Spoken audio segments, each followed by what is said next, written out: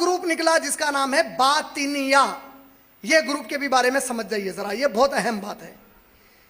باطنیہ group جو تھا, باطن کس کو بولتے؟ ظاہر. میرے دل میں, آپ کے دل میں کیا ہے؟ یہ ظاہر ہے یا باطن ہے؟ باطن کا معنی ہوتا وہ جو انسان کی آنکھوں کو, جو انسان کے کانوں کو, جو انسان کے دماغ میں, یہ باطن ہو گیا. کیا ہو گیا؟ ارے جواب. ایک فرقہ نکلا باطنیہ. باطنیہ فرقے کا عقیدہ یہ تھا کہ نبی صلی اللہ علیہ وسلم جتنے بھی آئے نبیاں, غور سے سنیے, اللہ کے جتنے نبی اور رسول آئے, یہ تمام نبی اور رسولوں کی مثال موسیٰ علیہ السلام کی طرح ہے. اور جو اولیاء اللہ اور بزرگان دین ہوتے ہیں, جو امام ہوتے ہیں, ان کی مثال خضر علیہ السلام کی طرح ہے. کیا ہے؟ اچھا, آپ میں سے کئی لوگ ہوں گے جس کو موسیٰ علیہ السلام اور خضر علیہ السلام نہیں معلوم ہوں گے. ذرا ہاتھ اٹھائیے جس کو نہیں معلوم ہے. لیکن بعض لوگ ہو سکتے ہیں بھائی آپ کو معلوم ہے, دوسروں کو نہیں معلوم رہتا. دیکھیے, موسیٰ علیہ السلام کو اللہ تعالیٰ نے سورہ کہف جب آپ پڑھیں گے تو اللہ نے ایک واقعہ بیان کیا. سورہ کہف میں فرمایا کہ ہم نے موسیٰ علیہ السلام کو ایک شخص سے ملاقات کروائی, خضر سے, ان کی دعا پر. خضر اللہ کے ایک نیک بندے ہیں. اللہ کے نبی صلی اللہ علیہ وسلم نے ان کے نبی ہونے کے بارے میں کوئی حدیث میں بیان نہیں فرمایا, لیکن خضر علیہ السلام کو ادھر کے گھر والے بہت زیادہ اہمیت دیتے. کیوں دیتے میں بتاتا ہوں بعد میں آپ کو, یا آپ یہ واقعے میں سمجھ جاتے کیوں دیتے آپ. عقیدہ کس کا بتا رہا ہوں میں؟ ماشاءاللہ, باطنیہ کا عقیدہ بتا رہا ہوں. کیا عقیدہ ہے بولا ان کا؟ نبی اور رسولوں کا علم کس کی طرح ہے؟ کس کی؟ ائمہ اولیاء کا علم کس کی طرح ہے؟ فرق دیکھو کیا ہے. ان کے حساب سے یہ ہے, موسیٰ علیہ السلام اللہ سے بات کرتے تھے نہیں کرتے تھے؟ سورہ اعراف سورہ نمبر 7 کی آیت نمبر 140 سے 150 تک پڑھیں گے تو اللہ نے خود کہا ہم موسیٰ سے بات کیا کرتے تھے پردے کے پیچھے سے. موسیٰ علیہ السلام خضر علیہ السلام کے ساتھ ہو گئے. 3 چیزیں ایسی ہوئی کہ موسیٰ علیہ السلام کو سمجھ میں نہیں آیا کہ خضر علیہ السلام کیا کر رہے ہیں. ایک جگہ ایک دیوار گرا دیے, ایک جگہ ایک بچے کو مار دیے, ایک جگہ ایک کشتی میں سوراخ ڈال کر اس کو ڈبا دیے. موسیٰ علیہ السلام بازو ہیں اور ان کے سمجھ یہ نہیں آ رہا ہے کہ ارے یہ کیا کر رہے ہیں خضر علیہ السلام. تو موسیٰ علیہ السلام جب ان سے ملے تو خضر علیہ السلام سے انہوں نے ایک ایگریمنٹ کیا, عقد کیا, عقیدہ, عقد, کہ میں آپ سے کوئی سوال نہیں کروں گا اگر آپ کو کچھ بھی کرتا دیکھوں.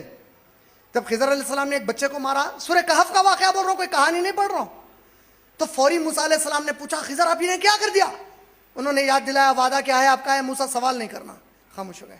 تھوڑی دیر کے بعد دیکھا ایک یتیم کی دیوار گرا دی ہے. ارے خضر یہ کیا کر دیا آپ نے؟ کہا موسیٰ وعدہ یاد رکھو, سوال نہیں کرنا ہے.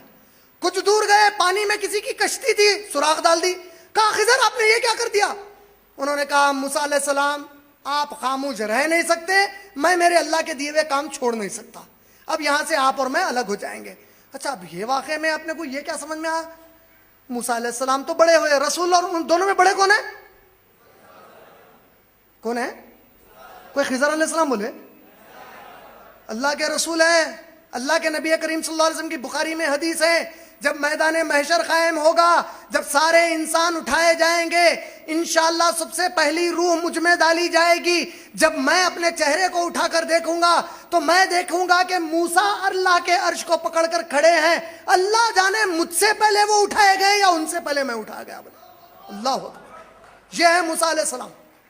لیکن اب دیکھو یہ ہے فلسفہ. ہم کتنے بھولے سنی ہیں معلوم, بم کے گولے. مسئلہ ہی نہیں سمجھے ابھی بھی موسیٰ علیہ السلام خضر علیہ السلام کا.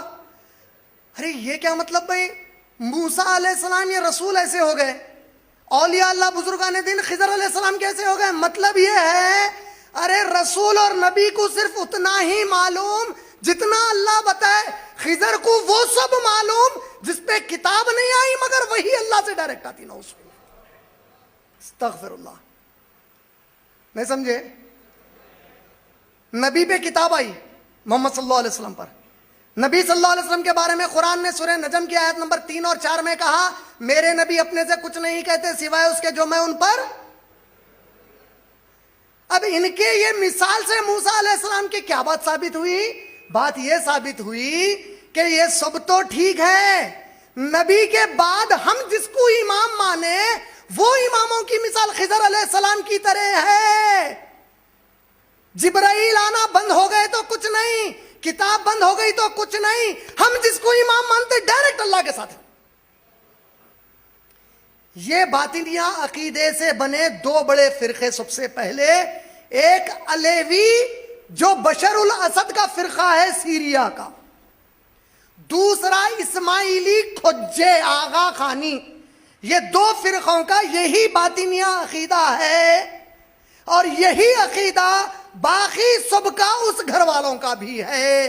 یہی عقیدہ بدقسمتی سے بعض ان کے لوگوں نے، ان کے گھر والوں نے، ادھر کے منافقین نے ہم کو خوش کرنے کے لیے کہا ہم بھی سنی ہو کے آپ کے عقیدے والے ہیں. جب ہم نے ان کو گھر میں عزت دے کر بلایا تو صوفیزم کے نام سے، ہر صوفی نہیں، صوفیزم کے نام سے یہی عقیدہ پروموٹ کرنا شروع کرے کہ جو صوفی ہوتے ہیں ان کو فرائض کی ضرورت نہیں ہے، 5 وقت کی نماز، روزے، زکوٰۃ، حج کی ضرورت نہیں ہے، ان کا دل اتنا خالص ہے اللہ کے ساتھ کہ اب عبادت کی ان کو ضرورت نہیں ہے. وہ ڈائریکٹ اللہ سے بات چیت کرتے ہیں، جس کو ہم حیدرآباد میں بڑے مجذوب صاحب ہے، انہوں ہگتے بھی وہیں، موتتے بھی وہیں، انہوں سب وہیں کرتے، مگر اللہ کے ولی اللہ ان سے بات کرتے. نعوذ باللہ. اللہ کے نبی اتنی شدت کی تکلیف میں ہے اپنے آخری وقت میں، اس وقت میں نماز کے لیے جا رہے ہیں اور یہ بول رہا ہے میرا دل صاف ہے، میرے کو نماز کی ضرورت نہیں ہے. اور سنی مسلمان اس کو بول رہا اللہ کا ولی ہے، اللہ سے قریب ہو گیا، انہیں اس کو عبادت کی اب ضرورت نہیں ہے. یہ ہے باطنیہ عقیدہ. سمجھ میں آیا؟ ایسے عقیدے والا کوئی اللہ کا ولی ہو سکتا؟ 4 اماموں میں سے کسی امام نے اس بات کو مانا کبھی؟ شیخ عبد القادر جیلانی نے اس کو مانا؟ شیخ عبد القادر جیلانی رحمت اللہ علیہ تو کتنے سخت تھے. اگر کوئی مسلمان مر جائے وہ اگر نمازوں کا پابند نہیں تھا تو اس کتے کو مسلمانوں کے قبرستان میں دفن مت کرو.